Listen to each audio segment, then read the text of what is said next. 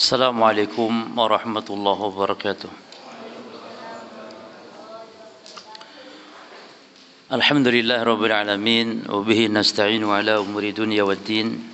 Sallallahu wa sallam wa baraka ala nabiyyina Muhammadin wa ala alihi wa ashabihi wa tabi'in wa man tabi'ahum bi ihsanin ila yaumiddin wa sallama tasliman katsira amma ba'd.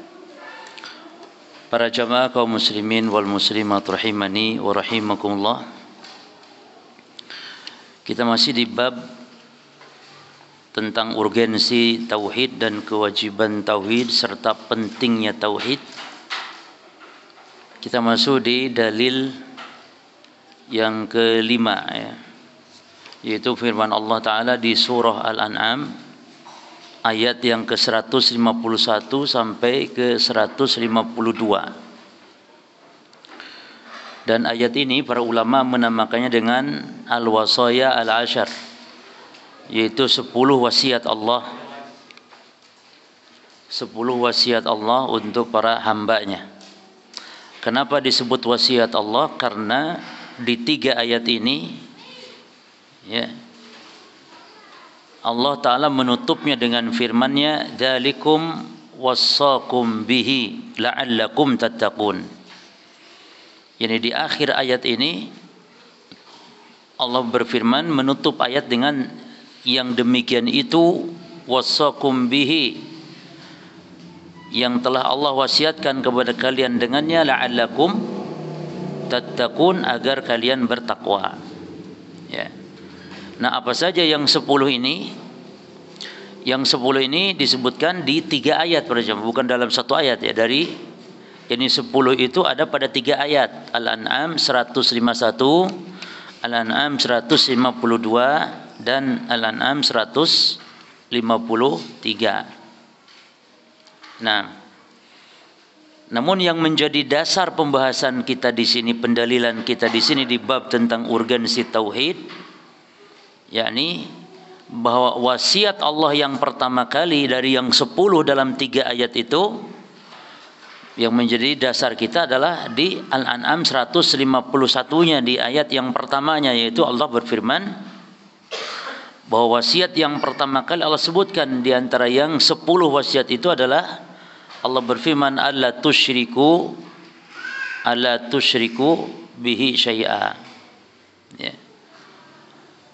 Jadi jangan berbuat syirik, maknanya berarti tentang urgensi tauhid. Ya. Taib. Kemudian di bawah, ini antum buka di halaman 20 ya. Di bawah di catatan kaki, di situ disebutkan sebuah hadis berkaitan ayat di atas. Dari Ubadah bin As-Samit, ya, fa'an Ubadah bin As-Samit radhiyallahu anhu qala Rasulullah sallallahu alaihi wasallam. Rasul SAW bersabda, man yubayyi'uni, siapa yang berbaiat kepadaku, ala haula'il ayat, terhadap ayat-ayat yang 3 tadi, yang mana ada 10 wasiat Allah di situ. Ya. Qul ta'alau atlu ma harama rabbukum 'alaikum. Itu Nabi membaca, summa qara'a, lalu bila membaca katakan, Muhammad ta'alau, marilah, atlu, aku bacakan, ma harama rabbukum 'alaikum, apa yang diharamkan Rabb kalian atas kalian. Pertama kali, yakni alla tusyriku bi syai'a, jangan berbuat syirik kepada Allah dengan sesuatu pun, hatta khatamal ayat as-salasa, sampai Nabi menyelesaikan 3 ayat, yakni Al-An'am 151 sampai 153. Lalu kata Nabi, faman waffa, siapa yang menunaikan apa yang telah aku ambil baiat. Baiat itu maksud janji untuk memenuhi, itu baiat namanya. Siapa yang menunaikannya, maka fa ajruhu 'ala Allah, maka pahalanya ada di sisi Allah. Ya. Lalu waman intaqasa, namun siapa yang mengurangi, yakni dia jatuh kepada keharaman tersebut, ya, jatuh kepada apa yang dilarang dalam ayat tersebut, ya, maka kata Nabi, adrakahullahu biha fid dunya kanat uqubatuhu, lalu dihukum di dunia, maka baginya hukumannya. Artinya kalau ada orang yang jatuh berkesalahan, misalnya di sini dalam ayat itu dilarang membunuh, misalnya, lalu dia membunuh, lalu dihukum di dunia, maka dia sebagai hukumannya di dunia kalau ketangkap, ya. Lalu kalau waman ukhira ilal akhirah, adapun kalau sampai diakhirkan sampai ke akhirat, di dunia lolos, ya, maka kana amru ilallah, maka urusannya terserah Allah, insya adzabahu wa insya ghafara lahu. Kalau Allah berkehendak Allah siksa dengan sebab dosanya, kalau Allah berkehendak Allah ampuni. Ini tentu dosa di bawah kesyirikan, jemaah. Jadi kalau orang berbuat dosa maksiat, kalau tobat di dunia maka Allah ampuni dosanya. Kalau di dunia sudah dihukum, misalnya yang mencuri dipotong tangan, yang berzina dihukum cambuk atau dihukum rajam bagi yang sudah menikah. Ini di dunia ditegakkan hukuman had, maka itu sebagai kafarat, jemaah. Dalam hadis dia sebagai kafarat, ya, kafaratun lahu, di akhirat bebas. Lalu yang dia belum taubat, di dunia juga lolos, tidak ketangkap karena nggak ada yang tahu, tapi belum taubat, berzina misalnya, dia belum taubat, nggak dihukum juga di dunia karena tidak ketahuan, lalu dia belum taubat dan meninggal dalam keadaan belum taubat, maka kata Nabi, ini di akhirat tahtal masyiah, insya'a adzabahu wa insya'a ghafarallah. Kalau Allah berkehendak Allah siksa, kalau Allah berkehendak Allah ampuni. Jadi demikian tingkatan pelaku dosa besar menurut ahli sunnah wal jamaah. Kalau dia bertobat Allah ampuni. Kalau dia dihukum had di dunia, Allah gugurkan dosa di akhirat. Sebagai penebus, di akhirat nggak disiksa. Kalau belum tobat, terbawa mati, maka diubah kehendak Allah. Tapi kalau Khawarij mengatakan apa? Di dunia kafir, di akhirat kekal di dalam neraka. Nah, namun ahli sunnah mengatakan pelaku dosa besar itu kalau mati belum tobat, tahtal masyiah, di bawah kehendak Allah. Ya. Kita baca ayatnya. Qala al-muallif hafizahullah wa qawluhu qul ta'ala wa atlu ma harrama rabbukum 'alaikum alla tusyriku bihi syai'a. Al-ayat. Katakan Muhammad, kata Allah, marilah aku bacakan apa yang Allah haramkan Rabb kalian. Rabbukum, Rabb kalian, Tuhan kalian, ya, atas kalian apa yang Allah Rabb kalian haramkan atas kalian, yaitu yang pertama alla tusyriku bihi syai'an. Taib. Al-ayat maknanya, al-ayat yani maknanya teruskan ayatnya. Ya, itu al-ayat. Kita sering dengar penceramah mengatakan misalnya qul ta'alu atlu ma harama rabbukum 'alaikum alla tusyriku bihi syai'a, al-ayah. Al-ayah. Ini maknanya apa? Maknanya ini ayatnya masih ada sambungannya, silahkan lanjutkan. Atau mana ila akhirih, sampai akhir, dan DST dan seterusnya, itu juga bisa al-ayat di sini. Taib. Ta'alu artinya halumu wa aqbilu, yakni kemarilah, datanglah kemari, maksudnya ta'alu, kemari. Atlu aqsusu alaikum wa ukhbirukum. Atlu yakni aku kisahkan atas kalian atau aku kabarkan. Harrama yakni apa yang diharamkan. Al-haram artinya al-mamnu'u minhu, yakni yang terlarang. Wa huwa, dan definisi haram adalah menurut ulama fikih ini ya, ma yu'aqabu fa'iluhu wa yusabu tarikuhu. Apa yang pelakunya mendapat siksa kalau dilakukan, dan yang meninggalkannya mendapat pahala. Meninggalkannya tapi karena Allah. Karena kalau meninggalkannya karena terpaksa nggak dapat pahala, jemaah. Ada orang meninggalkan maksiat tapi karena ada polisi, takut. Jadi dia nggak jadi maksiat, meninggalkan maksiat. Tidak karena Allah, maka nggak dapat pahala. Yang dapat pahala yang meninggalkan karena Allah. Ada orang yang meninggalkan rokok misalnya, alasannya karena dilarang dokter. Maka ini tidak dapat pahala. Yang dapat pahala yakni dia meyakini rokok haram dan dia meninggalkannya. Ya.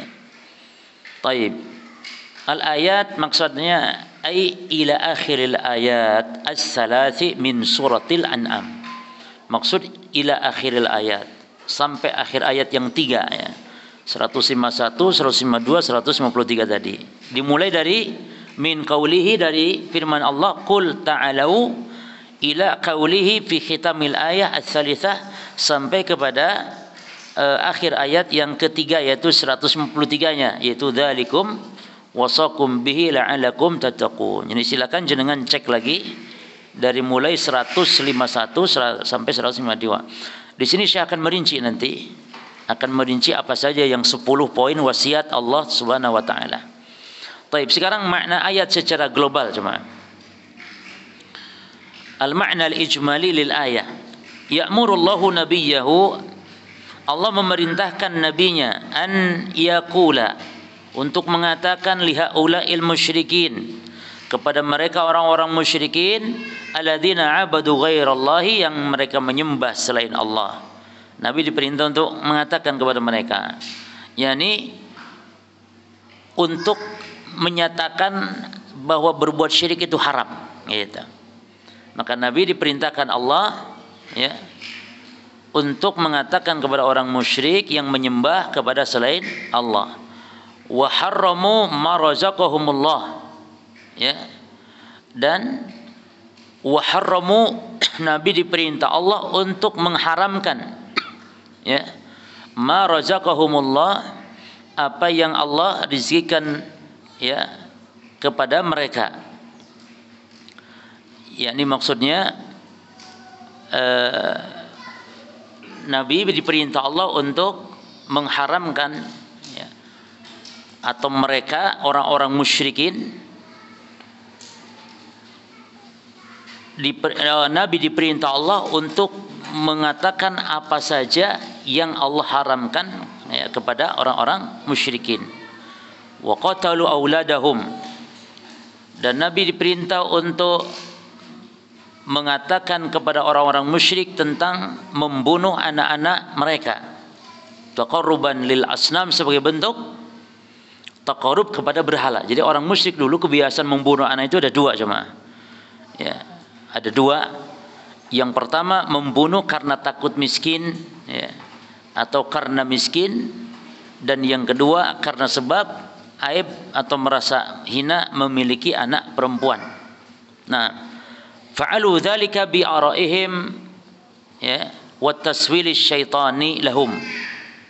Mereka melakukan itu semua karena hanya persangkaan mereka saja, akal-akal ra'yu mereka, dan hanya tipu daya dari syaitan kepada mereka. Apa perkataan Nabi kepada mereka yang diperintah oleh Allah? Karena mereka mengharamkan apa yang Allah rizkikan, mereka membunuh anak-anak mereka, mereka juga melakukan itu semua karena sebab ra'yu mereka. Yani Allah perintahkan Nabi untuk mengatakan, hallumu aqussu alaikum ma harama khaliqukum. Yani marilah kemari aku kisahkan, aku sampaikan kepada kalian apa yang Allah pencipta kalian haramkan. Wa malikukum, dan Allah sebagai raja kalian. Itu tahriman haqqan, yang mengharamkan dengan benar. Jadi pengharamannya jelas, pasti. La takharrusan wa dhannan, bukan hanya kira-kira, bukan hanya persangkaan haramnya itu, tapi ini jelas dari Allah datangnya. Bal biwahyin minhu, bahkan wahyu dari Allah. Ya, jadi ini yang diperintah Allah kepada Nabi untuk mengatakan kepada orang musyrik bahwa inilah yang Allah haramkan. Wa amrin min indih, dan ini perintah dari sisi Allah Subhanahu wa taala. Wa dzalika fima wasaqum bi fi hadhil wasaya al-ashri, yang mana hal itu adalah apa yang Allah wasiatkan atas kalian pada 10 wasiat berikut ini. Alatihya, yang mana wasiat tersebut adalah awalan, yang pertama. Dari mulai ayat 151 sampai 153, inilah yang pertama, awalan wasaqum alla tusyriku bi syai'a. Jadi Allah mewasiatkan kalian agar kalian jangan berbuat syirik dengan sesuatu apapun, ya.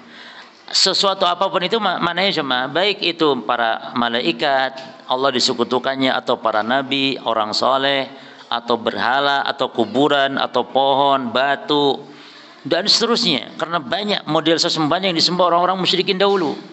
Bukan hanya satu bentuk sembahan, tapi ada yang nyembah malaikat, nyembah nabi, nyembah kuburan, ya, dan yang semisalnya. Maka disebut di sini syai'an, ya. Wa hadha nahyun 'anil syirki umuman. Maka ini adalah larangan dari berbuat syirik secara umum. Umum maknanya ini baik syirik besar ataupun syirik kecil, baik syirik dalam ucapan atau syirik dalam perbuatan.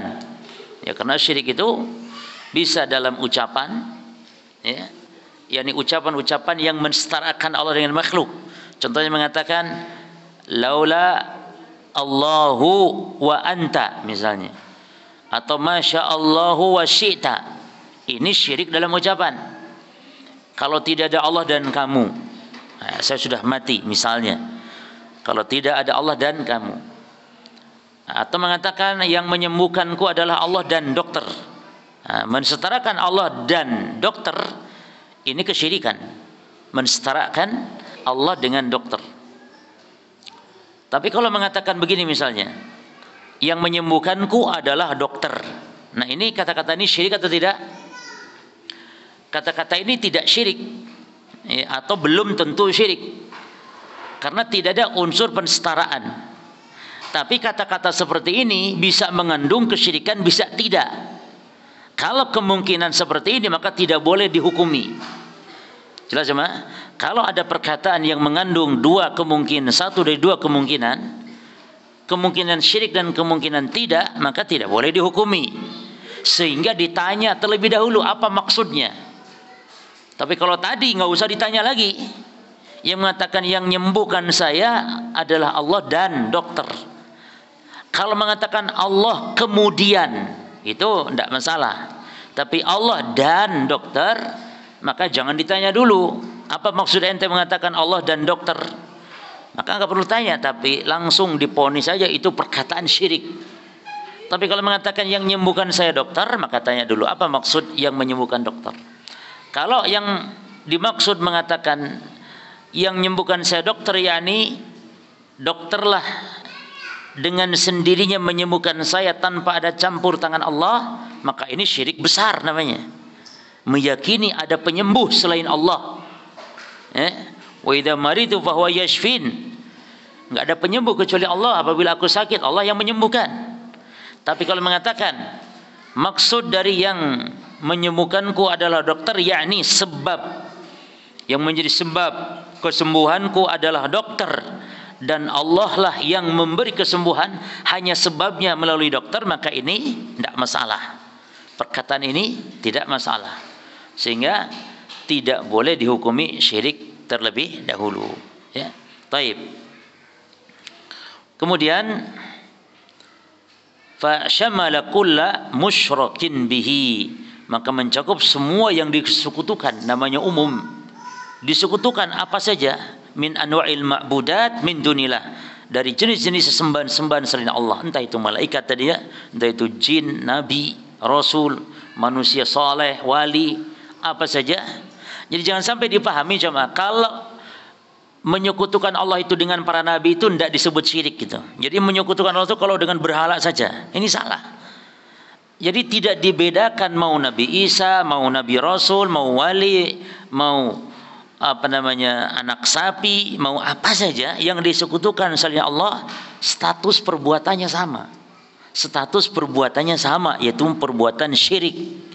Ya. Adapun mungkin dibedakan jenis nama yang disembah. Kalau yang disembah itu orang soleh yang dianya tidak rela, maka jangan disebut togut. Tapi kalau apa saja yang disembah dan dianya rela ridha, maka disebut togut. Maka Nabi Isa tidak disebut togut karena Nabi Isa tidak rela disembah. Ya, tapi yang nyembahnya disebut orang musyrik, walaupun nyembah Nabi Isa, walaupun nyembah yakni Nabi Muhammad, walaupun nyembah siapapun, malaikat Jibril. Nah, jadi kalau perbuatannya sama, tidak dibedakan. Tapi kalau jenis penamaan dibedakan. Jangan sampai kita mengatakan togut itu sesembahan selain Allah kepada orang soleh yang disembah yang dianya tidak rela. Makanya kata para ulama, togut diantara maknanya adalah man ubida min dunillahi wa huwa radin. Man ubida min dunillahi wa huwa radin. Itu orang yang disembah selain Allah seperti para nabi, para rasul, yang dianya siapapun yang disembah selain Allah yang dianya ridha. Kalau para nabi rasul kan tidak ridha mereka disembah, maka bukanlah tagut, namun yang ridha disebut tagut. Taib. Wa kullu musyrikin fihi min anwa'il ibadah, dan setiap yang dia disekutukan di dalamnya dari jenis-jenis ibadah. Artinya jenis ibadahnya macam-macam dan yang disembahnya juga macam-macam. Ini umum sekali. Kan berdoa ya minta tolong jemaah kepada selain Allah, menyembelih untuk selain Allah. Ini macam-macam sekali bentuk ibadahnya. Atau beristighosah kepada selain Allah. Jadi macam-macam, tawakal, takut. Itu takut kepada selain Allah, takut yang tersembunyi seperti itu, takut ibadah itu. Itu kalau dipalingkan kepada selain Allah, dia syiriknya syirik besar. Ya, termasuk macam-macam yang disembahnya juga. Ya, termasuk tadi para nabi, para rasulkah dan seterusnya. Taib, ini yang pertama, wasiat Allah yang pertama, ini tidak boleh berbuat syirik dengan suatu apapun. Nah, yang kedua, sanian, wasiat Allah, wasakum an tuhsinu bil walidaini ihsana.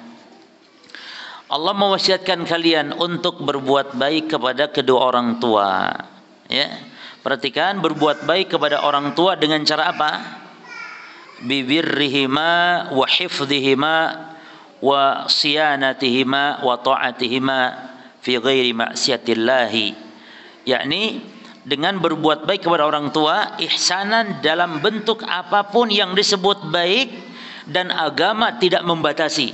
Ini yang disebut dengan dikembalikan kepada urf, al-adah al-muhakkamah. Adat itu yang menjadi patokan hukumnya. Jadi kalau syariat tidak membatasi, maka yang membatasinya adat jemaah. Jadi selama menurut adat itu bagian dari urf, maka itu disebut baik oleh adat, maka demikianlah berbakti kepada orang tua. Jadi ternyata Islam itu tidak membenci adat. Bahkan adat bisa jadi patokan hukum. Ya. Selama adat itu tidak bertentangan dengan syariat para jemaah. Taib, misalnya kalau bertentangan dengan syariat, misalnya walimah itu diserahkan kepada adat. Namun adat yang tidak bertentangan. Kalau walimah dengan dangdutan misalnya, ini menyelisih syariat. Ya. Menyelisih syariat karena di situ ada maksiat, ada musik, ada joget-joget di hadapan, buka aurat, ya, dan macam-macam kemaksiatan yang lain. Berarti walimah dengan cara dangdutan, nanggap, termasuk ini lagi masalah wayang lagi ini, dan nanggap wayang dan semisal. Ya, ini kalau bertentangan dengan syariat ya tidak boleh, gitu.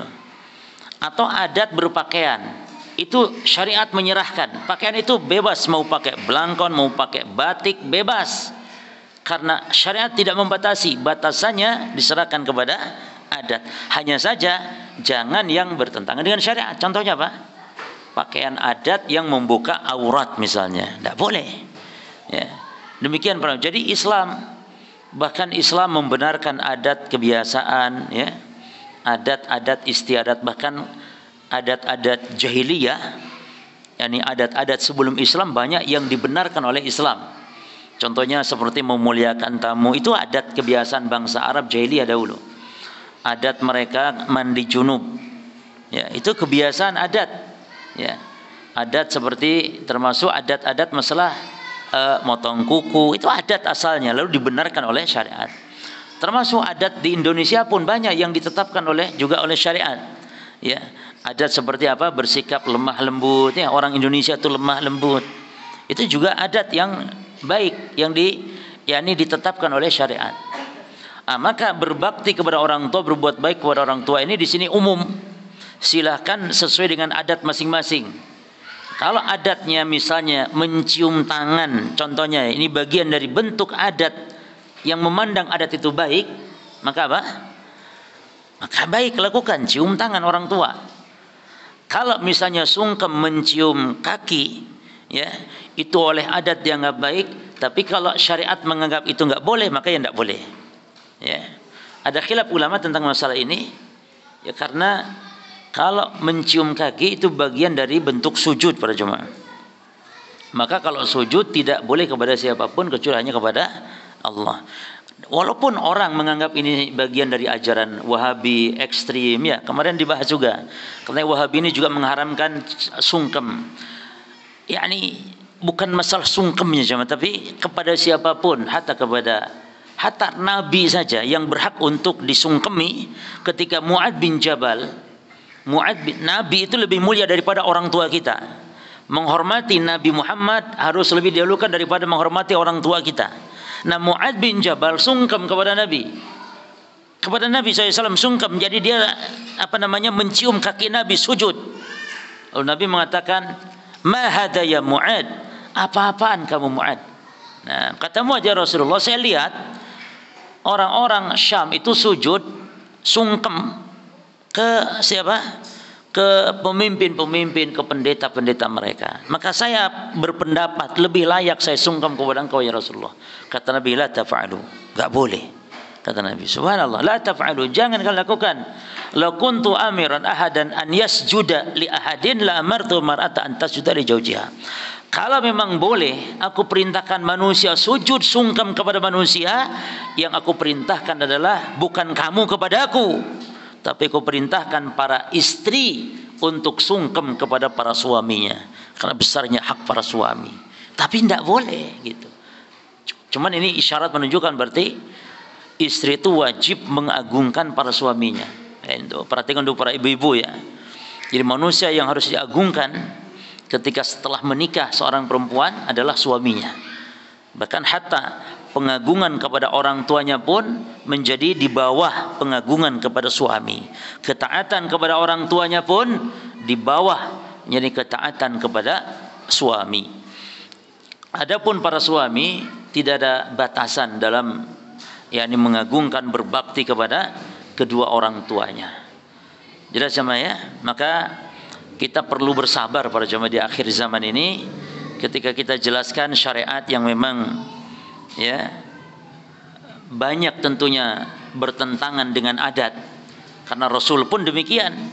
Rasul ditentang itu karena banyak menyelisih juga adat, adat kebiasaan nenek leluhur mereka, nenek moyang mereka, seperti menyembah kepada berhala, mengagungkan kubur-kubur keramat. Ini kan juga bagian adat budaya jahiliyah. Maka Nabi pun ditentangnya. Nabi itu apalagi tentu kita sekarang. Maka tentu wajib bersabar. Tetap menyampaikan al-haq, tetap menyampaikan kebenaran, karena demikianlah ujiannya. Tidak mungkin. Maka Nabi sudah mewanti-wanti. Kata Nabi SAW bahwa orang yang sabar di akhir zaman, bersabar di atas agama, berpegang teguh tetap di atas agama, itu mendapat pahala 50 orang sahabat Rasulullah para jemaah. Ini menunjukkan karena bala ujiannya lebih berat lagi. Dari sisi mana beratnya? Dari sisi kalau zaman para sahabat, Rasul masih ada di tengah-tengah mereka.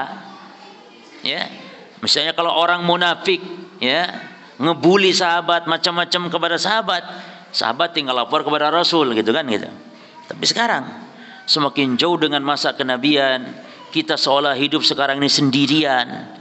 Hanya ada Al-Quran, hanya ada sunnah Nabi saja yang menjadi teman kita. Maka ini seolah ujiannya berat. Maka Nabi menjanjikan 50 orang sahabat pahalanya. Sampai sahabat heran, bal minhum ya Rasulullah, mungkin yang sabar di atas agama di akhir zaman mungkin dapat 50 orang itu di antara mereka. Yang satu beramal itu sama dengan 50 kali lipat orang sesama mereka, bukan dibanding dengan 50 orang yang beramal di antara kami. Kata Nabi, la bal minkum, tidak, kata Nabi, bahkan 50 orang pahala di antara kalian yang beramal. Nah, ini menunjukkan para jemaah, sesuatu yang memiliki keistimewaan secara mutlak tidak terkalahkan oleh keistimewaan yang khusus. Contoh, kalau secara mutlak umat yang terbaik itu jelas para sahabat. Tidak mungkin kita umat apalagi di akhir zaman bisa mengalahkan sahabat, itu mustahil. Nabi sudah wanti-wanti itu. Kata Nabi, "Lau kana ahadukum anfaqa misla Uhudin dahaban ma balagha mudda ahadihim wala nasifahu. Kalau seandainya salah seorang kalian berinfak sebesar gunung Uhud berupa emas, itu tidak akan bisa menyamai infak makanan para sahabat walaupun hanya satu mud ataupun separohnya, satu genggam makanan. Tidak bisa dikalahkan para sahabat. Ini secara mutlak. Namun dalam posisi tertentu, ya, umat di akhir zaman bisa memiliki kehususan keistimewaan yang tidak dimiliki para sahabat. Apa itu? Ganjaran yakni bersabarnya di dalam agama di akhir zaman. Ini tidak dimiliki para sahabat. Ini dimiliki oleh kita. Coba. Contoh misalnya lagi, Abu Bakar kalau secara mutlak itu nggak ada yang bisa mengalahkan keutamaan Abu Bakar secara mutlak. Tapi dalam posisi tertentu Abu Bakar bisa kalah oleh Ali dalam posisi tertentu. Dalam posisi tertentu jemaah. Abu Bakar bisa kalah oleh sahabat yang lain. Bisa kalah hatta oleh Bilal barangkali dalam posisi tertentu. Tapi kalau mutlak nggak bisa ada sahabat yang mengalahkan keutamaan Abu Bakar. Demikian pula kita sekarang. Maka bukan berarti kita, loh kok bisa? Masa umat akhir zaman bisa mengalahkan sahabat? Sampai masa dikasih 50 pahala sahabat? Bukan itu maksudnya. Di poin sabarnya di atas agama di akhir zaman. Nabi mengatakan di akhir zaman. Menunjukkan godaan fitnah ini lebih besar. Gitu ya, lebih besar. Maka dituntut kita untuk bersabar. Dan Nabi mengatakan as-sabir, sabar. Makanya kita ini kan tidak pernah ya, kita tidak pernah lapor-laporkan orang, kita tidak pernah bubar-bubarkan kegiatan orang, kan tidak pernah. Kita ini hanya menjelaskan, mendakwahkan kepada umat ini halal, ini haram, ini syirik, ini tauhid, ini sunnah, ini bid'ah. Masalah mau lakukan atau tidak itu bukan urusan kita. Makanya kita katakan yang mau tahlilan silakan, yang mau berbuat apapun silakan, perayaan apapun silakan. Kita hanya menyampaikan hukum bahwa semua ini akan bertanggungjawabkan. Selesai. Siapa yang mau maksa gitu loh? Silakan mau jungkir balik, mau apa terserah. Mau wayangan dari sampai pagi sampai ndak sholat subuh pun silakan gitu loh jemaah. Tidak ada yang melarang. Mau dangdutan, dangdut koplo silahkan. Hanya kita sampaikan ini hukumnya, ini halal, ini haram, ini sunnah, ini bid'ah, ini tauhid, ini syirik. Yani sesuatu akan dipertanggungjawabkan. Dan kita sampaikan dalil-dalilnya. Demikian wa ma'alaika ilal balag. Jangankan kita, hatta Nabi Muhammad pun tidak ada kewajiban kaum Muhammad kecuali menyampaikan. Makanya kata Allah, man syaa falyakfur, man syaa falyu'min. Siapa yang mau kafir silahkan, kata Allah. Siapa yang beriman juga silahkan. Enggak ada paksaan, la ikrah fid din. Enggak ada paksaan. Maksud enggak ada paksaan ini masalah hidayah dikembalikan kepada masing-masing. Bukan berarti enggak ada paksaan itu enggak ada dakwah. Bukan makna ayat itu, bukan bermakna tidak boleh dakwah lah jemaah. Artinya kewajiban kita hanya berdakwah, adapun masalah hidayah mau ikut mau tidak, la ikrah fid din. Kan begitu, ya. Makanya termasuk intoleran dan termasuk bertentangan dengan undang-undang dasar negara kita juga, dengan Pancasila juga kalau memaksakan kehendak, memaksakan pendapat jemaah. Ya, seperti masalah wayang ini. Coba antum baca, coba antum perhatikan. Ini masalah khilafiyah. Mau mengatakan halal haram juga silakan, hanya saja yang mengatakan wayang haram kok bisa dituntut sampai untuk diperkarakan secara hukum, ya. Jangan-jangan nanti yang mengharamkan zina juga nanti kan kalau pelacur pada protes kan bisa saja kami asosiasi para pelacur tidak setuju, kami diharam-haramkan. Lah terus kata yang merokok, kami pabrik rokok kalau diharam-haramkan bangkrut semua nanti. Dan seterusnya, bank-bank konvensional pada protes, ambiar akhirnya negara ini cuma kalau begitu. Maka dakwah itu kewajiban, masing-masing berdakwah. Kita mengajak berdakwah kepada sunnah. Kalau ada yang berdakwah juga kepada kebatilan, maka monggo silahkan. Semuanya akan dipertanggungjawabkan di hadapan Allah Subhanahu Wa Taala. Ya, baik. Berikutnya, berbakti dengan berbuat kebaikan kepada keduanya, wa hifdzihima, menjaga keduanya orang tua, wasianatihima, ya, yakni berbuat apa artinya?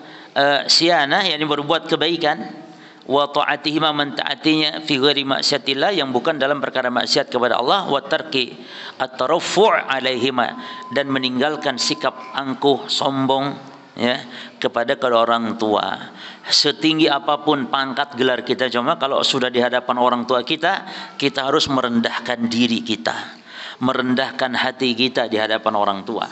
Jadi jangan sampai kekayaan kita, pangkat jabatan kita membuat yakni kita tinggi di hadapan orang tua atau merendahkan orang tua. Ini tidak boleh. Ya. Kemudian bakti kepada orang tua ini dibagi dua cuma. Kalau ketika hidup, baktinya kita ada dengan berkata-kata yang lemah lembut, membela, menolong, membantu, memberi nafkah. Itu kalau masih hidup. Kalau sudah meninggal, dengan kita mendoakannya, dengan kita menunaikan wasiat-wasiatnya, dengan kita membayarkan dan melunaskan utang piutangnya cuma. Jangankan harta orang tua kita masih ada ya, untuk membayar hutang orang tua misalnya. Hatta walaupun orang tua kita sudah tidak punya lagi harta, lalu punya utang yang harus dibayar, maka harta kita untuk bisa melunaskan harta utang kedua orang tua. Apalagi orang tua kita meninggal punya utang lalu punya banyak harta warisannya. Ini biasanya anak-anak yang durhaka, dia malah sibuk untuk membagi harta waris, tidak berpikir bagaimana melunasi harta orang tua. Kenapa jemaah? Perhatikan ini. Ketika orang tua kita meninggal dan meninggalkan harta, maka ada 3 yang harus diperhatikan. 1, utangnya. Yang kedua, yang pertama tentu biaya jenazah ya. Jadi biaya jenazah, biaya pengurusan jenazah. Karena ada kalau di kota besar jemaah, nguburkan jenazah itu harus kapling kuburan itu sampai belasan puluhan juta loh jemaah. Jadi jangan dianggap remeh ini. Makanya Islam sudah memberikan arahan. Jadi harta mayit itu yang ditinggalkan sebelum dibagi waris harus dipotongkan dulu 1 kepada biaya perawatan jenazah. Jadi membeli kain kafan, merawat jenazah dan seterusnya itu dari harta mayit, ya, harta mayit. Terus yang kedua, utang piutangnya cuma. Itu hatta kalaupun habis untuk bayar utang, tidak masalah, kita harus legowo. Jangan malah dibiarkan utang bapak atau orang tuanya, tapi malah sibuk rebutan warisan. Kemudian yang ketiga jemaah, perhatikan wasiatnya. Ya, dan syarat wasiat 2 ya. 1, tidak boleh kepada ahli waris. Yang kedua, nggak boleh lebih dari sepertiga. Kalau wasiat misalnya separuh harta saya berikan kepada masjid Qalbun Salim misalnya, nggak boleh setengah, tapi harus 1/3. Atau 500 juta uang saya nanti kalau saya mati tolong kasih kepada masjid. Lihat dulu berapa uangnya totalnya. Kalau totalnya cuma 1 miliar misalnya, maka boleh tidak 500 juta? Tidak boleh karena masih separuh. Apalagi uangnya cuma 600 juta. Tidak boleh ditunaikan wasiat dengan jumlah. Tapi tetap tunaikan wasiat walaupun nanti kurangi. Jemaah ya. Tapi kalau wasiatnya maksiat jelas tidak boleh. Mutlak tidak boleh dilakukan. Nah, salisan yang ketiga. Wasakum, Allah mewasiatkan kalian alla taqtulu auladakum min imlaq, agar jangan membunuh anak-anak kalian min ini min sababiyah, min imlaq, karena sebab miskin ya, karena sebab miskin. Jadi membunuhnya itu ada khasyata imlaq, ada min imlaq. Kalau khasyata imlaq khawatir miskinnya belum. Tapi kalau min imlaq dalam ayat kan begitu. Min imlaq, kalau min imlaq karena miskinnya sudah apa belum? Sudah. Dibunuh anak-anak kalian karena sebab miskin. La ta'idu, atau jangan kalian mengubur hidup-hidup banatikum, anak-anak perempuan kalian. Ini salah satu cara membunuh anak perempuan dahulu orang Arab jahiliyah, dengan cara yakni wa'dul banat, mengubur hidup-hidup jemaah. Yani caranya istri mereka kalau mau melahirkan itu di tempat ya, di situ dibuatkan lubang ya. Jadi pas diarah yakni parjinya tempat keluarnya bayi itu dibuatkan lubang. Kalau di situ nanti lahir, karena belum ada USG saat itu jemaah. Jadi tidak tahu laki perempuannya. Kalau pas muncul lahir kok perempuan, maka langsung saja masuk lubang, langsung dikubur. Tapi kalau laki-laki ya ditangkap istilahnya, dipelihara kalau laki-laki. Ini cara pertama. Cara kedua, dibiarkan dulu hidup anak perempuan ini sampai usia sekitar 1, 2, 3 tahun. Setelah itu baru didandani ya. Setelah itu didandani lalu diajak ke tengah gurun, lalu di situ dibunuh, disembelih dan yang semisalnya. Nah, itu 2 cara membunuh anak perempuan kebiasaan Arab jahiliyah. Taib. Lalu wala taqtulu abna'akum khasyatal faqri, dan jangan membunuh anak-anak kalian karena khawatir seperti tadi. Kalau tadi kan karena miskin, atau membunuh anak perempuan karena gengsi malu, atau membunuh anak-anak kalian karena khawatir. Belum sebenarnya miskinnya, hanya khawatir. Ya. Maka seperti sekarang jemaah, tidak diperbolehkan kita membatasi kelahiran kalau dikhawatirkan kita miskin. Dengan banyak anak takut miskin, enggak boleh coba. Ya. Karena ini adalah kebiasaan orang-orang jahiliyah. Khawatir miskin, mereka bunuh anak-anak mereka. Justru kita harus berkeyakinan bahwa dengan banyak anak banyak rezeki. Karena anak membawa rezeki. Sampai-sampai kata Nabi, inna auladakum min kasbikum faqulu min rizki, anak kalian itu hasil usaha kalian, maka makanlah dari rezeki mereka. Setiap anak bawa rezekinya jemaah. Maka semakin banyak anak semakin banyak rezeki kita. Ya. Jadi tidak boleh kecuali kalau memang ada hal-hal yang sifatnya darurat ya. Mungkin istri antum kewalahan ya, maka diperjarang kelahirannya tidak masalah. Tapi kalau tidak, maka istri antumnya sanggup, mampu, dan antum bantu-bantu ya.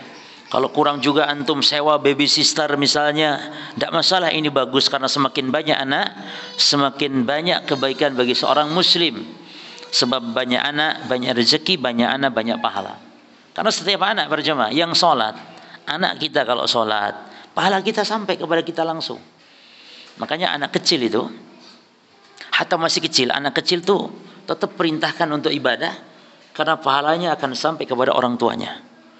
Anak kita yang sholat umur 2 tahun, 3 tahun ya, bahkan Nabi perintahkan umur 7 tahun itu untuk sholat, perintahkan, berarti wajib. Umur 7 tahun anak belum wajib ibadah sholat, tapi kita diperintah untuk memerintah sholat, berarti kitanya wajib memerintahnya. Jangan sampai anak, tidak apa-apa nak, kamu masih kecil tidak usah sholat, nggak boleh.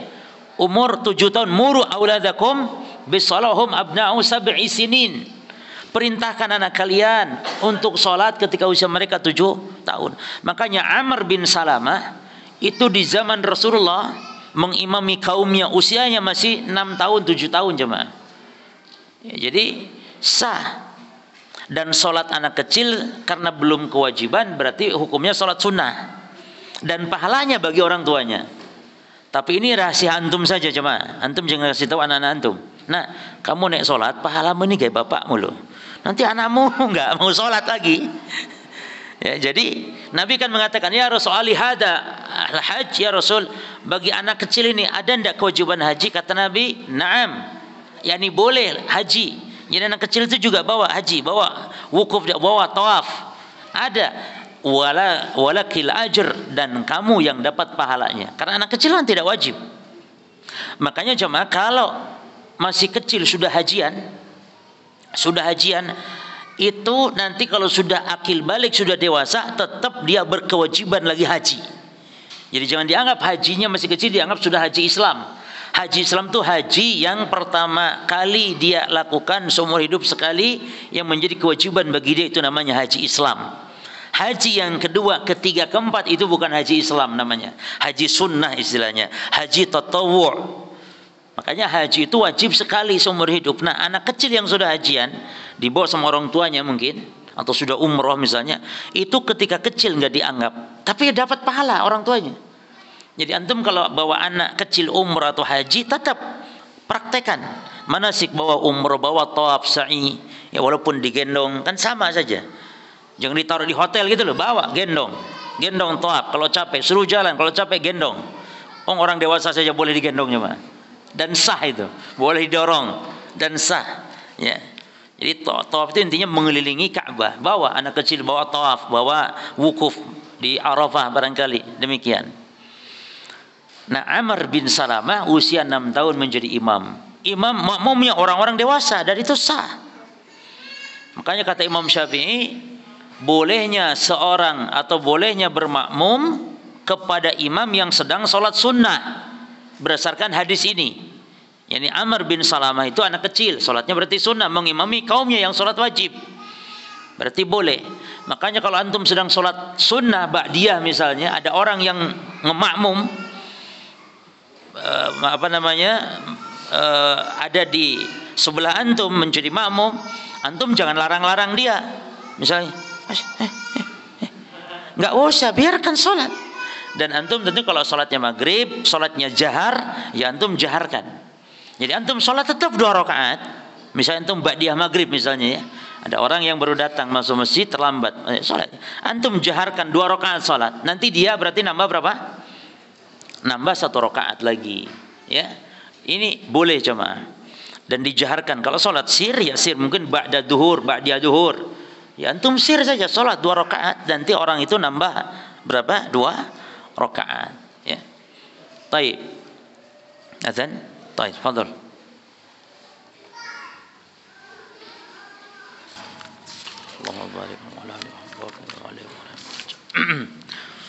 Bismillah, alhamdulillah, wassalatu wassalamu ala rasulillah wa ala alihi wa ashabihi wa man wala amma ba'd. Para jamaah kaum muslimin wal muslimat rahimani wa rahimakumullah. Wasiat yang keberapa? Taib. Wasiat masih yang ketiga, kita lanjutkan sedikit. Wala taqtulu abna'akum khasyatal faqri. Dan jangan membunuh anak-anak kalian karena takut. Ya, takut, yani belum terjadi tapi masih takut kemiskinan atau kefakiran. Fa inni, karena sungguhnya aku, maksudnya Allah yang berfirman seperti ini, razikukum wa razikuhum, yang memberi rizki kalian dan yang memberi rizki mereka anak-anak kalian. Falastum tarzuqunahum, maka kalian bukan yang memberi rizki anak-anak kalian. Bal wala tarzuquna anfusakum, bahkan kalian juga bukan yang memberi rizki kepada kalian. Yani hatta kita sendiri Allah yang memberi rizki. Yani kita dan anak-anak kita. Oleh karenanya jangan khawatir ketika memperbanyak anak keturunan akan kekurangan rizki, karena Allah yang menjamin. Bahkan di sini Allah tegaskan, karena kekhawatiran tadi Allah tegaskan nahnu narzuqukum wa iyyahum, sampai Allah dahulukan dulu kita. Kami yang memberi rizki kalian, gitu.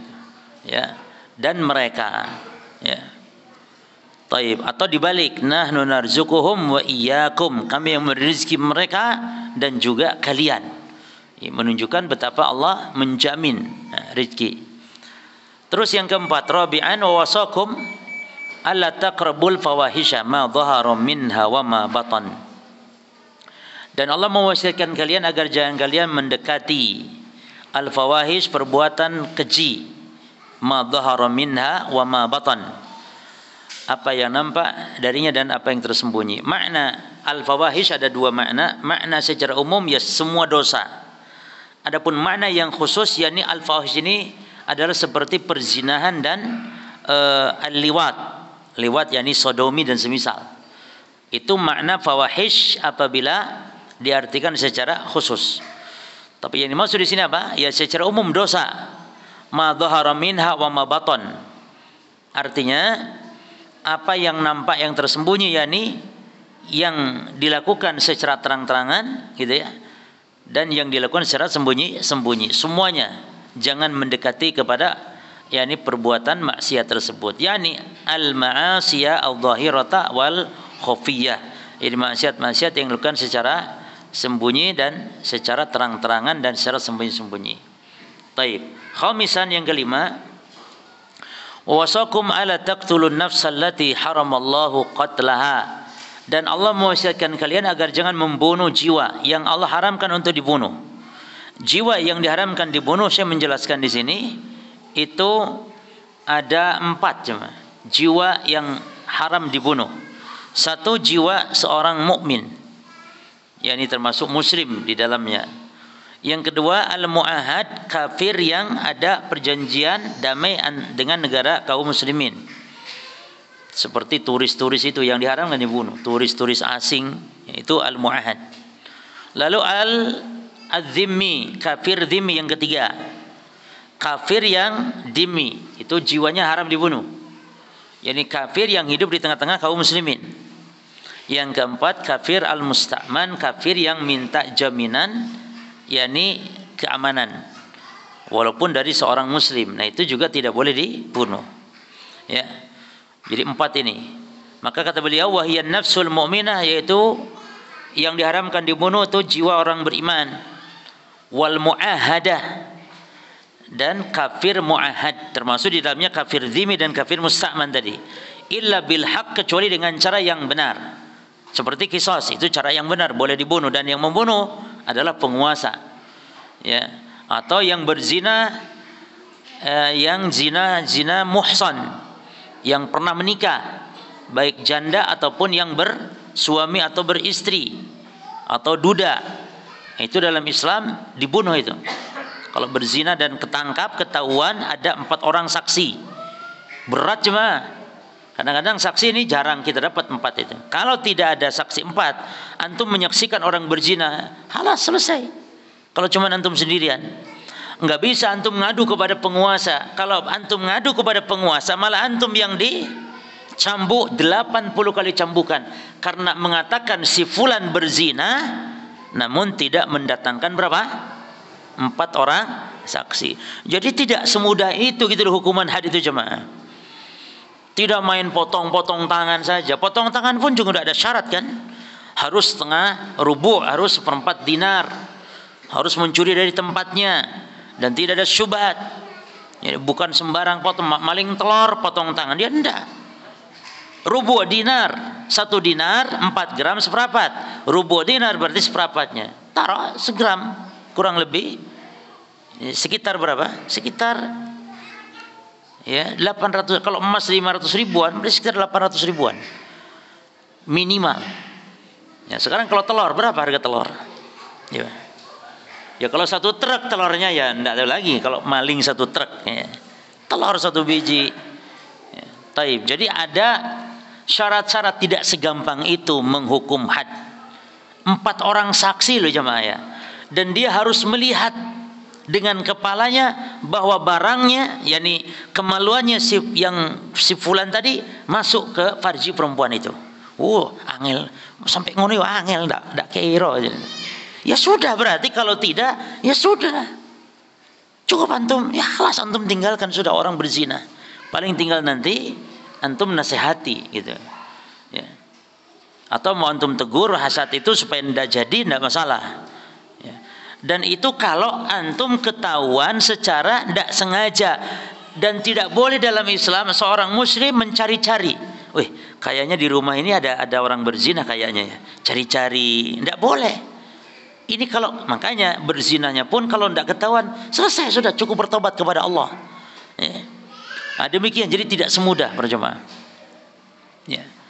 Nah, jadi itu yang hak, boleh dibunuh, atau pembunuh misalnya qisas. Nah, alladzi yubihu qatlaha, yang memang dibolehkan untuk dibunuh, seperti min qasas, ya, dari qisas, bukan qasas, dari qisas, min qisasin, ya, au zinan ba'da ihsan, atau zina setelah dia menikah atau pernah menikah, au riddatin ba'da Islam, atau orang yang murtad setelah dia Islam. Nah, itu hukumannya mati.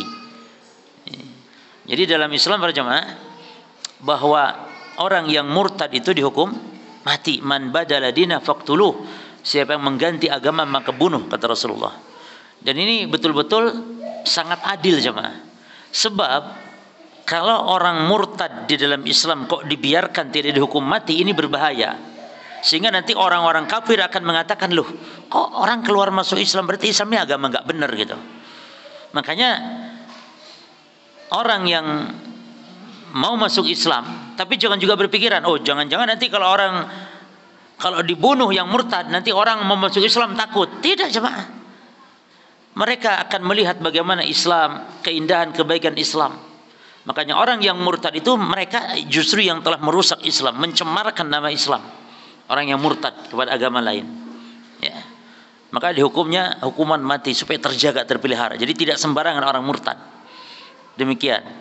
Sebagaimana orang yang membunuh dihukum qisas supaya tidak sembarangan membunuh manusia, nyawa orang. Demikian pula yang maling mencapai ukurannya dipotong tangan supaya tidak sembarangan merampas, mengambil harta orang dengan cara yang batil. Demikian pula para jemaah di dalam Islam hukuman berat bagi pemabuk supaya tidak, yakni dengan mudah orang merusak akalnya sendiri. Demikian keindahan Islam, ya, keindahan syariat Islam. Taib. Kita tambahkan satu, sadisan yang keenam, wasakum ala taqrabu malal yatim. Allah wasiatkan kalian di surah tadi, di 3 ayat surah Al-An'am tadi, agar tidak mendekati harta anak yatim. Maksud mendekati yakni memakan harta anak yatim. Jadi termasuk dosa besar jemaah. Adapun memakan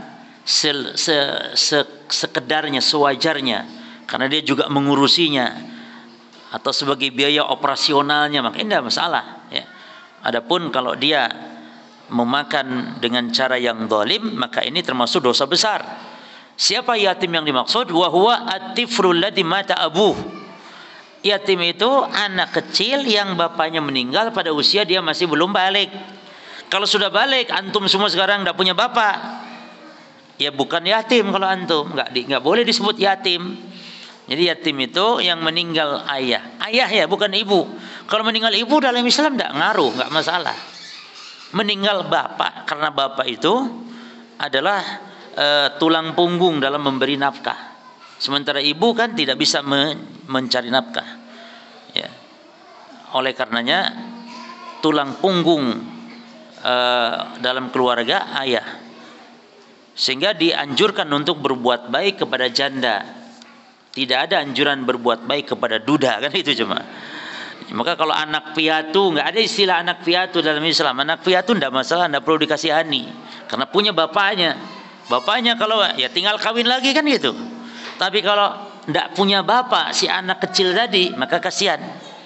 Maka itu yang perlu kita santuni, kasihani, pelihara ya anak-anak yatim. Nah, termasuk mengawini janda juga ibadah. Kata Nabi SAW, man sa'alal armala wal miskin kal mujahid fi sabilillah. Siapa yang membantu miskin dan janda, maka dia seperti orang yang berjihad di jalan Allah. Ya. Maka terkadang ikhwan, amalan-amalan orang itu mungkin kita lihat mungkin dia biasa-biasa dalam amal-amal ibadah, ya. Salatnya barangkali mungkin hanya yang wajib-wajib saja. Tapi ternyata dia punya amalan rahasia, menyantuni anak yatim, menyantuni atau membantu janda misalnya. Dan tidak harus mengawini janda, ya kan? Ini kan sebagian orang memahami membantu janda itu dengan mengawini. Tidak. Membantu janda mana dengan menafkahi tok. Ya. Dan menafkahi tidak harus dikawini, kan gitu cuma. Tidak harus. Karena mungkin ada orang yang mampu dan tidak mungkin poligami, tapi ingin menyantuni janda ini, santuni saja. Gitu. Dan tidak harus mengawini. Memang lebih afdal mengawini juga gitu sekaligus, lebih afdal lagi. Ya, karena menjanda itu kan membahayakan jemaah bagi diri seorang wanita. Maka antum melindunginya, mengawini itu lebih afdal. Namun bagi yang mampu tentunya, ya. Karena berat juga mengawini janda ini jemaah. Ya. Berat minta izinnya. Nah, itu dia. Berat minta izinnya dari istri yang pertama. Karena ana sarankan kalau antum mau poligami tanpa izin istri pertama, lebih baik jangan. Karena akan menimbulkan nanti banyak kedoliman-kedoliman. Dusta itu minimal harus kayaknya. Bagaimana antum tidak ada izin nikah sembunyi-sembunyi? Sementara dusta yang boleh kepada istri itu, jemaah tolong perhatikan, dusta yang memang menghantarkan kepada keharmonisan. Dalam bahasa para ulama, ini dalam rangka untuk merayu. Jadi merayu istri itu boleh dusta. Adapun selain itu nggak boleh tetap dusta kepada istri, dan sebaliknya istri nggak boleh dusta kepada suami. Tapi dalam rangka merayu, misalnya masakan istri tidak enak, itu antum dusta. Jangan jujur. Oh, pemasakan tidak enak kayak ngene, misalnya nggak boleh, walaupun memang tidak enak. Dusta lah. Oh, masya Allah, ndak ono masakan sing koyo ngene. Restoran dinding ndak ono. Iya ndak ono, ndak enak. Tapi kan itu menambah apa? Keharmonisan dalam rumah tangga. Rayu. Ya. Seorang saya cerita, ada jamaahnya disuruh SMS, disuruh nge-WA para istrinya. Ingin membuktikan apakah para suami ini terbiasa enggak dengan kata-kata lemah lembut, merayu istri, terbiasa atau tidak. Maka coba katanya kalian SMS, WA istri-istri kalian, ucapkan aku cinta kamu atau I love you. SMS, kirim. Lalu tunggu, kata saya jawabannya. Coba tunggu. Pas sudah dikirim, tunggu jawaban masuk jemaah. Lalu saya tanya, coba buka SMS-nya, apa jawaban istri-istri kalian semua? Ternyata rata-rata jemaah, jawaban para istri adalah kon gendeng ta. Mana? Jadi I love you dek, kon gendeng. Berarti kata saya ini menunjukkan kalian tidak pernah namanya bersikap lemah lembut merayu istri. Ya. Hatta yang dulu mungkin naudzubillah dulunya pacaran, pas nikah nggak ada lagi ucapan-ucapan I love you, I miss you, ndak ono jemaah. Nah, ini juga perlu ya, perlu para jemaah. Ada seorang sampai nangis kepada saya cerita, dia jatuh kepada zina, naudzubillah ya, nangis dia, merasa menyesal. Lalu bagaimana sikap saya kepada suami?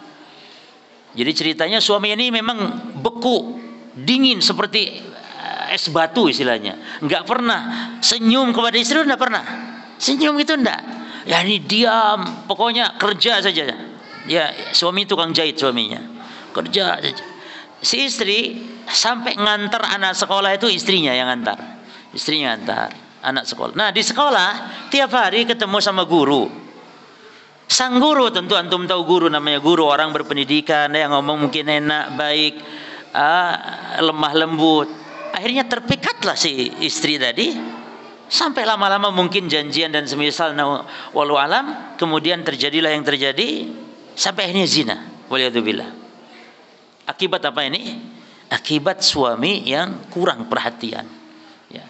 Maka coba permainan semuanya melalaikan kecuali permainan dengan istri berjamaah. Jadi bercanda dengan istri itu ibadah. Merayu istri itu ibadah. Merayu anak orang, istri orang haram. Merayu istri sendiri jemaah ibadah. Puji istri. Maka ada seorang syekh kan gitu juga ngomong. Coba kalian tuh katanya puji istri karena muji itu adalah ibadah. Ada seorang suami merasa memang nggak pernah muji selama ini istrinya, merasa digitukan oleh syekh, merasa terpikir, iya selama ini saya tidak pernah memuji istri saya. Maka dia praktekkan pulang ke rumah, kebetulan istrinya nyodorkan makanan, soto atau apa, dia disodorkan makanan, kemudian dia puji, ingat kata-kata syekh tadi, lalu dia puji, masya Allah, dia cicipi, kemudian dia masya Allah, nggak ada masakan seenak ini masya Allah luar biasa, ini masakan masya Allah, wis pokoknya tidak enak, pokoknya enak, restoran mana tidak ada. Seperti itu. Lalu istrinya malah marah-marah jemaah. Kurang ajar kamu mas ya katanya. Berpuluh-puluh tahun aku rumah tangga, aku masak nggak pernah kau puji, giliran ini soto kiriman tetangga kau puji katanya. Kurang ajar kamu memang mas katanya. Loh malah. Nah inilah akibat nggak pernah muji istri. Kena batunya juga jemaah. Makanya biasakan. Jika jarang SMS I love you, jarang kan? Ya. Taib. Sampai ada istrinya yang ngadu kepada keluarganya, Pak, bojoku wis rada kurang apa? Nih ngomongin ngelantur saja. Ngomong ngelantur katanya, padahal ngomong I love you kok ngomong ngelantur. Ya karena tidak pernah itu tadi. Taib. Ada pertanyaan? Khitan yang baik untuk anak dalam agama itu umur berapa? Dan benarkah jika orang tua belum mengakikahi anak, jika anak melakukan kebaikan, orang tua tidak mendapat kecipratan kebaikan yang anak lakukan? Jazakallahu khairan. Oh iya, taib. Ada dua pertanyaan berarti ya. Khitan yang baik para jamaah ketika anak lahir. Jadi hari ketujuh, ya, hari ketujuh itu sekalian dikhitan, bagus itu. Masalahnya di kita, khitan itu kayak perayaan besar, sehingga ada yang sampai khitan itu pestanya 7 hari 7 malam jamaah, nanggap wayang kulit. Iya, ini masalah. Khitan itu membersihkan kotoran ya, supaya anak, karena anak laki-laki khitan hukumnya wajib, dan khitan ini kaitannya dengan masalah sholat jemaah. Maka keliru kalau khitan itu, apalagi sudah balik, keliru. Berarti selama ini sholat sang anak tidak sah. Kalau khitan setelah balik, khitan SMP kelas 3 misalnya jemaah, umur 17 tahun baru khitan, itu tidak benar. Jadi khitan bagi anak laki-laki kaitannya dengan bersuci, maka lakukan sebelum balik, dan yang afdal berapa? Di bawah tadi usia, kalau bisa pas lahir, pas akikah, karena umur berapa? Umur 7 tahun anak kita sudah kita perintah sholat. Jadi yang afdal lagi di bawah 7 tahun, gitu. Karena Nabi perintahkan sholat umur berapa? umur 7 tahun, dan 7 tahun itu anak kalau sholat suruh wudu, dan khitan kaitannya dengan wudu. Jadi tidak masalah jamaah, tidak perlulah walimah walaupun boleh ya walimah seperti, tapi itu tidak seurgen walimah kalau nikah. Kalau nikah betul alinu bin nikah kata Nabi, iklankan kalau nikah. Tapi kalau masalah khitan tidak masalah, tidak harus. Ibarat motong kuku, khitan itu bagian dari motong kuku. Ya, alhamdulillah. Apalagi kalau masih kecil, anak kan tidak terasa sakit itu jemaah. Beda umur 15 tahun di khitan, oh terasa jemaah. Kayak disopak lodong begitu. Taib. Yang keberapa? Yang kedua, ada yang mengatakan kalau belum diakekahi ketika anak berbuat baik, katanya orang tua tidak mendapat kebaikan. Ini tidak benar. Yang benar perkataan Imam Ahmad ketika menjelaskan anak tergade. Ya, kullu mauludin murtahinun bi'aqiqatihi fayudbahu anhu yauma sabi'i. Kata Nabi, setiap anak tergade oleh akikahnya, maka sembelihkanlah untuknya, yakni kambing di hari yang ketujuhnya, kata Nabi. Nah, para ulama berbeda pendapat makna tentang murtahinun, yakni tergade. Apa maknanya? Perkataan Imam Ahmad bahwa maksud anak tergade dengan akikahnya, yakni jika anak meninggal dunia sebelum balik, maka anak kalau belum ditebus dengan akikah tidak mampu, tidak bisa, atau dikhawatirkan tidak bisa memberi apa? Syafaat. Karena setiap anak yang meninggal dalam waktu masih kecil itu akan memberi syafaat, dan ini pasti jemaah. Pasti ya, kecuali orang tuanya kafir. Kalau orang tuanya muslim ini pasti. Makanya antum harus bersyukur kalau antum punya anak yang keguguran ya, mungkin selama nyawa sudah ditiupkan ruh ya, atau anak yang belum balik, maka ini menjadi bekal tabungan antum kelak akan memberi syafaat kepada kedua orang tuanya. Allah suruh mereka masuk surga, namun mereka tidak mau. Ya Allah, masukkan aku dan kedua orang tuaku ke surga. Jadi sang anak ini disuruh masuk surga, nggak mau, kecuali membawa kedua orang tuanya masuk surga. Ini kan nikmat para jemaah. Tapi jangan berdoa, ya Allah cabut nyawa anakku ya Allah. Jangan. Kalau meninggal kita sabar, kita mengucap alhamdulillah dan berharap apa yang dijanjikan oleh Allah. Nah, jadi tidak benar kalau pahala ya. Jadi yang benar adalah itu pun hanya ijtihad loh jemaah. Ingat ya, ini hanya ijtihad Imam Ahmad. Adapun benar tidaknya wallahu alam. Ya, makanya ini kan perkataan para ulama. Maka lebih selamat kita akikahi. Makanya anak yang meninggal tetap akikahi jemaah.